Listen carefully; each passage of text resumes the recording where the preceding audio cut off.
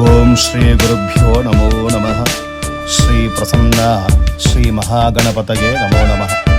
ఈరోజు చాలా వైశిష్టంగా ఆదిత్యాది నవగ్రహ దేవతల ఆరాధన, అలాగే మహాలక్ష్మి, మహాకాళి, మహాసరస్వతి స్వరూపిణి శ్రీ గంగా భాగీరథి ఆరాధన, విశేషంగా ఆయుష్య నక్షత్ర దేవతల ఆరాధన చేస్తూ ప్రధానంగా యజమాని కుమారి అంటే వారి అమ్మాయికి నామకరణ మహోత్సవ కైంకర్యము.